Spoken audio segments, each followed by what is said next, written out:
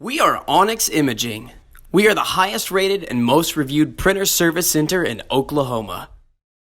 Hi, my name is John with Onyx Imaging. Today we're going to take a look at this Epson XP440. We're going to show you how to change the ink. It's a really simple process. If you look on both sides of the printer, you'll see little handles. And if you lift that up, there you'll find your print head and all four of your inks. And on the very back side there's a little tab. And you can just push in that tab and the ink comes right out. And when you get your new ink,